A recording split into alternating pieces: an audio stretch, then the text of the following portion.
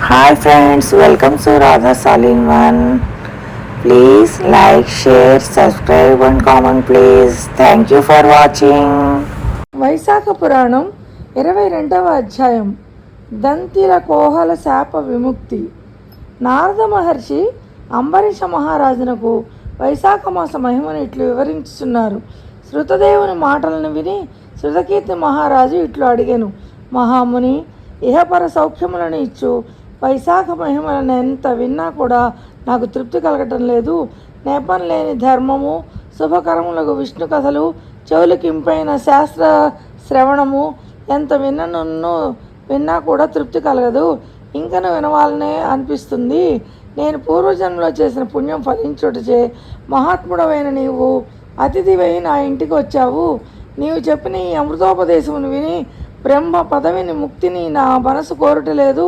కావున నా యందు దయ ఉంచి ఇంకను శ్రీహరికి ప్రియములకు దివ్యములకు ధర్మములను వివరింపగోరుతున్నాను అని ప్రార్థించను. శృతకీర్తి మాటలను విని శృతదేవ మహాముని మిక్కిలి సంతోషించి ఇట్లనెను, వైశాఖ ధర్మముల మహిమను వివరించుచు మరి ఒక కథను చెప్పుదును వినుము. పంపా తీరమున శంఖుడని పేరు గల బ్రాహ్మణుడుండెను. అతడు ఒకప్పుడు బృహస్పతి సింహరాశి అందుండగా గోదావరి ప్రాంతమునకు వచ్చెను. అతడు భీమరథి నదిని దాటి ముళ్ళు రాళ్ళు గల అడవిలో ప్రయాణం చేస్తూ వైశాఖ మాసపు ఎండకు బాధితుడై మధ్యాహ్న సమయమున అలసి ఒక చెట్టు నీడలో కూర్చుండెను. అప్పుడు ఒక బోయవాడు వింటిని పట్టుకొని అతడికి వచ్చెను. అతడు దయాహీనుడు, సర్వ ప్రాణులను హింసించేవాడు. సూర్యుని వలె ప్రకాశించుచు రత్న కుండలములను ధరించిన శంఖుని పీడించి వాని వద్దనున్న కుండలములను, గొడుగును, పాదుకలను, కమండలమును లాక్కున్నాడు. తర్వాత ఆ బ్రాహ్మణ్ణి బొమ్మని విడిచెను. శంఖుడును అచ్చటి నుండి కదిలెను. ఎండకు కాళ్ళు కాల్చుండగా త్వరగా గడ్డి ఉన్న ప్రదేశమును నిల్చుచు చెట్ల నీడ యందు వెతికి నిల్చుచు త్వరగా పోవచ్చు మిక్కిలి బాధపడుచు ప్రయాణమును కొనసాగించెను. అతడు బాధపడుతూ వెళ్ళుచుటగా బోయవానికి వాని ఎందుకు దయ కలిగాను. వాని పాదకులను తిరిగి వానికి ఇవ్వాలనే ఆలోచన కలిగాను. దొంగతనం చే గ్రహింపబడినవైనను శంకుని పాదుకలు తనవే అని అతని అభిప్రాయం. ఆ కిరాతుడు దయావంతుడై శంకుని నుండి తాను దొంగిలించిన పాదుకలను వానికి తిరిగి ఇచ్చెను. ఇట్లు ఇచ్చడం వలన నాకు కొంతైనా పుణ్యం కలుగుతుందని కదా అని భావించెను. శంకుడును కిరాతకుడు ఇచ్చిన పాదుకలను ధరించి మిక్కిలి సంతృప్తి చెందెను. సుఖీ భవ అని వారిని ఆశీర్వదించెను. వీని పుణ్యం పరిపక్వమైనది. వైశాఖమున ఇతడు దుర్బుద్ధి కిరాతకుడైనను పాదుకలను ఇట్లు ఇచ్చెను. వీనికి శ్రీహరి ప్రసన్నుడై వైశాఖమును ఎట్టి బుద్ధి కలిగించనని పలికెను. ఇప్పుడు ఈ పాదుకలను ధరించి మిక్కిలి సుఖించి తిని నాకు ఇట్టి సంతృప్తిని కలిగించిన నీవు సుఖంగా ఉండమని వారిని ఆశీర్వదించను. కిరాతుడును శంకుని మాటలను విని ఆశ్చర్యపడను. నీ నుండి దోచుకున్న దాన్ని నీకు తిరిగి ఇచ్చితిని. ఇందువల్ల నాకు ఎట్లు పుణ్యము వచ్చును. వైశాఖమున శ్రీహరి సంతోషించునని అంచున్నావు. నీవు ఈ విషయమును వివరింపమని శంకుని ప్రార్థించను. శంకుడును కిరాతకుని పలుకులకు ఆశ్చర్యపడను. లోభం గల ఈ కిరాతకుడు నీవిట్లు నా నుండి దొంగిలించిన పాదుకలను తిరిగి ఇచ్చి ఇట్లు వైశాఖ మహిమను అడుగుట శ్రీహరి మహిమయేనని వైశాఖమును మరలా మెచ్చెను. దుర్బుద్ధివై నా వస్తువులను లాక్కొన్నను. ఎండలో బాధపడుచు నా యందు దయ కలిగి నా పాదుకలను నాకు ఇట్లు ఇచ్చడం మిక్కిలి విచిత్రమైన విషయము. ఎన్ని దానములు ధర్మములు ఆచరించినను వాని ఫలము జన్మాంతరమును కలుగును. కానీ వైశాఖ మాస దాన ధర్మములు వెంటనే ఫలించును సుమా.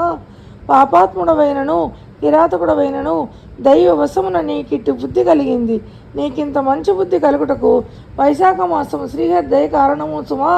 శ్రీహరికి ఇష్టమైనవి నిర్మలము సంతుష్టికరము అయినచో అదే ధర్మముని మనువు మున్నగు వారు చెప్పిరి. వైశాఖ మాసమునకు చెందిన ధర్మములు శ్రీహరికి ప్రీతిదాయకములు మిక్కిలి ఇష్టములైనవి. వైశాఖ మాస ధర్మములకు సంతోషించినట్లు శ్రీహరియే ధర్మకార్యములకు సంతుష్టినందుడు. వైశాఖ మాసంలో ధర్మాలకు సంతృష్టి పడినట్టు శ్రీహరి మామూలు ధర్మకార్యాలకు సంతృష్టి పొందడు. తపస్సులు యజ్ఞములు వానికి వైశాఖ ధర్మములంత ఇష్టములు కాదు. ఏ ధర్మము వైశాఖ ధర్మమునకు సాటి లేదు. వైశాఖ ధర్మములను ఆచరించినచో గయకు, గంగానదికి, ప్రయాగకు, పుష్కరమునకు, కేదారమునకు, కురుక్షేత్రమునకు, ప్రభాసమునకు, సమంతమునకు, గోదావరి కృష్ణానదికి, సేతువునకు, ఎచ్చటికి ఏ పుణ్యక్షేత్రమునకు, పవిత్ర నదికి ఎచ్చటికి పోనక్కర్లేదు. వైశాఖ వ్రత వివరణ ప్రసంగము గంగానది కంటే పవిత్రమైనది. ఈ నదిలో స్నానం చేసిన వారి ఈ ప్రసంగమును విన్నవారికి శ్రీహరి ప్రత్యక్షమగును. ఎంత ధనము ఖర్చు పెట్టినను, ఎన్ని దానములు చేసినను, ఎన్ని యాగాదులను చేసినను స్వర్ణములు భక్తి పూర్ణములకు వైశాఖ ధర్మముల వలన వచ్చు పుణ్యమునకు సాటి రావు.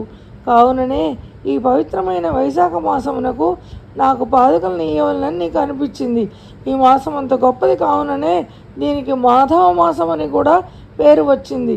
పాదుకలను ఇచ్చుటచే నీకు పుణ్యం కలుగుతుంది, అది నిశ్చయము అని శంకుడు వ్యాధునకు వివరించెను.